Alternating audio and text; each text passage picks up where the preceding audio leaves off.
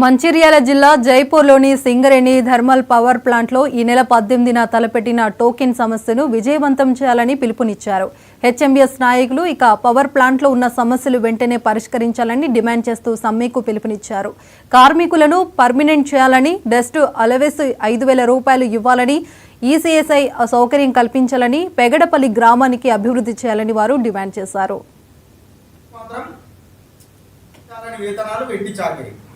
సింగరేణి యాజమాన్యం government of India unskilled, semi skilled, skilled అనే various గా వీళ్ళు విభజన ఇచ్చి ఇక్కడ పాలిస్తారు. అది 22,000 జీతం కూడా రావడం లేదు ప్రతి ఒక్క కార్మికునికి.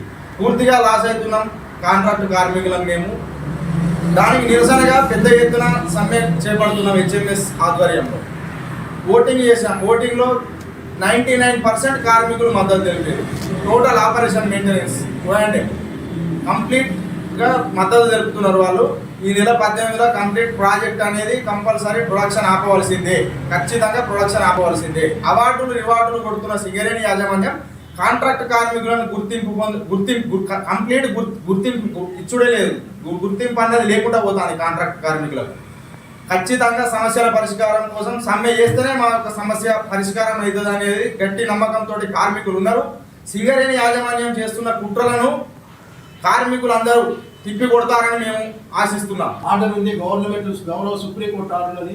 గౌరవ సుప్రీంకోర్టు ఆర్డర్ను కూడా సింగరేణి యాజమాన్యం కాంట్రాక్టర్లు అందరూ కూడా తుంగలో దొక్కుతా ఉన్నారు. కాబట్టి ఇక్కడ ఈ జైపూర్ పవర్ ప్లాంట్ వల్ల ప్రభావిత గ్రామీణ ప్రాంతాల ప్రజలు అందరూ కూడా తీవ్రమైనటువంటి వ్యాధి బారిన పడేటువంటి ప్రమాదం ఉన్నది. భవిష్యత్తులో ఇంటింటికి ఒక క్యాన్సర్ పేషెంట్ అయ్యే అవకాశం ఉన్నది. ఈ డస్ట్ మూలంగా అనేక ఇబ్బందులు ఎదుర్కొంటూ ఉన్నారు. దత్తగా తీసుకున్నటువంటి గ్రామం దత్తత అంటే ఆ దత్తత అనేది వాళ్ళకి కనీసం దాని డెఫినేషన్ కూడా తెలియనటువంటి పరిస్థితులు సింగరేణి యాజమాన్యం ఉన్నది. దత్తత తీసుకుంటే అక్కడ హాస్పిటల్ నిర్మించాలి, ప్లే గ్రౌండ్ నిర్మించాలి, తర్వాత ఇది స్కూల్స్ నిర్మించాలి. వాళ్ళకు సకల సౌకర్యాలు నిర్మిస్తేనే అది దత్తగా తీసుకున్నా అన్నట్టు దానికి ఒక అర్థం ఉంటుంది.